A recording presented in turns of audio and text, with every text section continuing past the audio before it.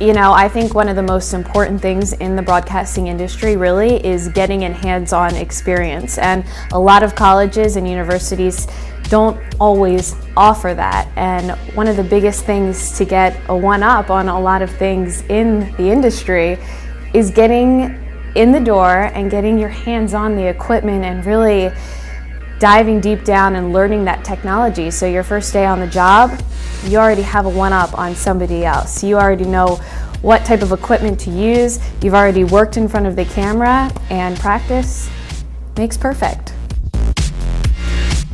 You know, the one thing that I'm very impressed with is that you guys do something like this. It's very hard, especially for a college student, because sometimes we don't get that experience, but I think it's really neat that you guys do the whole aspect. You know, even for radio, I didn't do a whole lot of radio in college, but you know, this just seems like an excellent facility for people who want to do any aspect of broadcasting, whether it be behind the camera or even in front of the camera or behind the microphone or in front of the microphone. I think this is a fantastic program for people interested in getting some paraprofessional experience. A lot of times you go to college, you're going to learn a lot in the books, and you'll maybe get an opportunity to work for a couple of months in the student-run TV or radio station.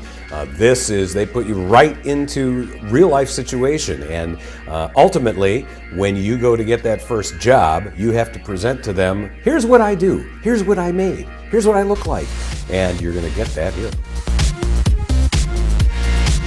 I think it's great. You're actually able to get in and touch stuff and see exactly how things work rather than standing behind somebody and watching them do it. Having your hands in it and actually doing it makes a huge difference.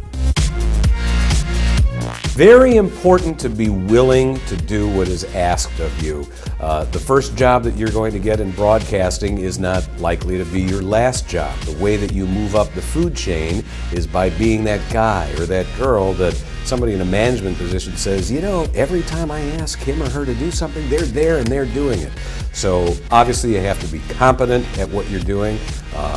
But don't be afraid to start in on that ground floor, get your foot in the door, and then make a name for yourself. Be that person who's there first in the morning. Be the person who's there last at night. It will get noticed and it will move you right up.